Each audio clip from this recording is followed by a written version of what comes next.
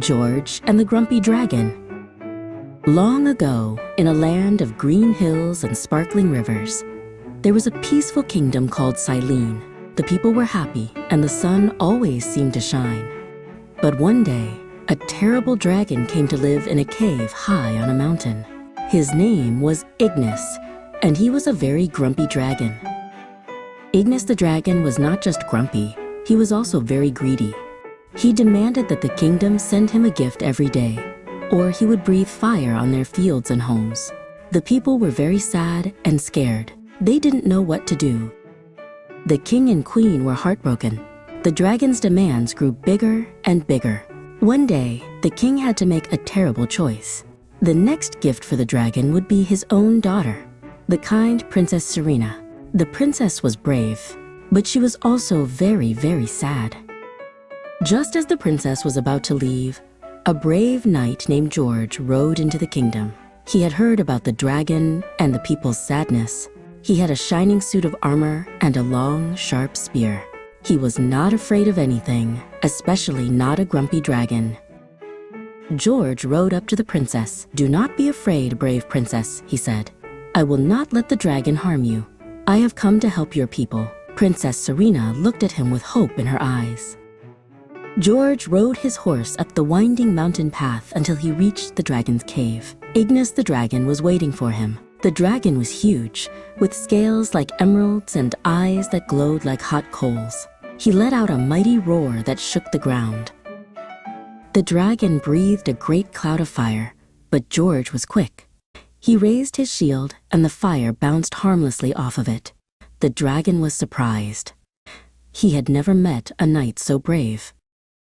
George waited for his chance. When the dragon stopped to take a breath, George charged forward with his spear. He was fast and strong, and he managed to pierce the dragon's wing. The dragon let out a cry of pain. The dragon was no longer angry or dangerous. He was just sad and a little bit hurt. George gently tied a rope around the dragon's neck, and the dragon followed him like a big puppy. They walked back down the mountain to the kingdom.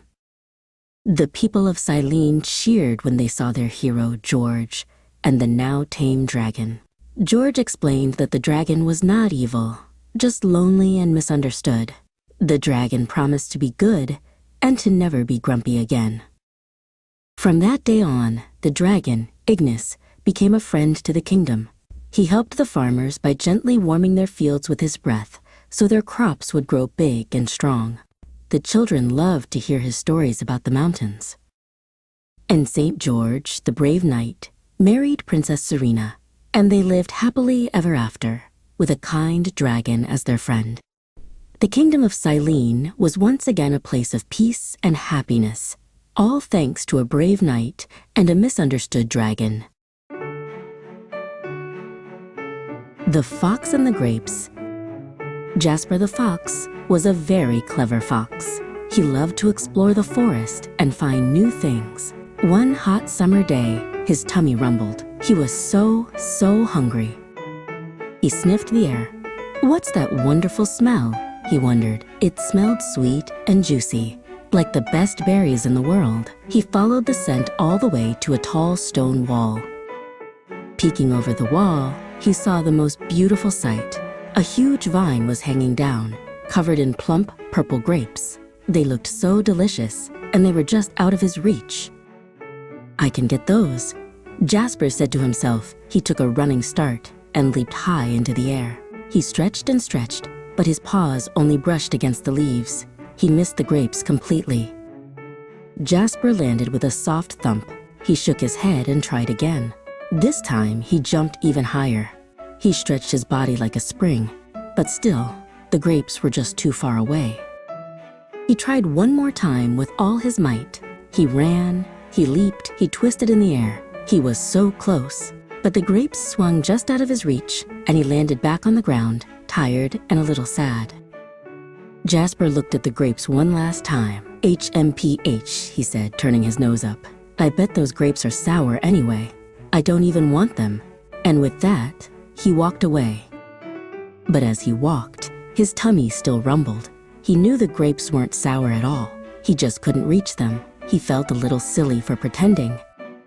Suddenly, he saw a tall, sturdy log. He had an idea. He pushed the log all the way back to the wall. He rolled it right next to the grapes. He climbed onto the log and stretched out his paw. This time, he could reach them. He ate the plump, juicy grapes and smiled. It was much better to try again than to pretend he didn't want them at all.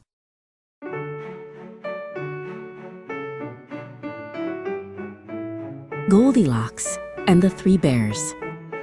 Once upon a time, there was a little girl with hair as golden as the sun, and her name was Goldilocks. She was a very curious girl. One day, she was walking through the forest when she saw a little house. The little house belonged to the three bears: Papa Bear, Mama Bear, and Baby Bear. They had just made some delicious porridge, but it was too hot to eat, so they decided to go for a walk while it cooled down. Goldilocks knocked on the door, but no one answered. She peeked inside and saw 3 bowls of porridge on the table. She was feeling very hungry after her long walk. First, she tasted the porridge from the big bowl. "Ouch," she said. "This is too hot." Then she tasted the porridge from the medium bowl. "Brr," she shivered. "This is too cold." Finally, she tasted the porridge from the small bowl. She smiled. "This is just right." And she ate it all up. Next, she saw 3 chairs. She tried the big chair, but it was too hard. She tried the medium chair, but it was too soft. She tried the small chair, and it was just right. But when she sat down, the chair broke into pieces. Goldilocks was so surprised. Feeling sleepy, she went upstairs and found 3 beds. She tried the big bed, but it was too hard. She tried the medium bed, but it was too soft. She tried the small bed, and it was just right. She snuggled under the covers and fell fast asleep. Just then, the 3 bears came home. Papa Bear looked at his bowl. "Someone's been eating my porridge," he roared. Mama Bear looked at hers. "Someone's been eating my porridge too," she said.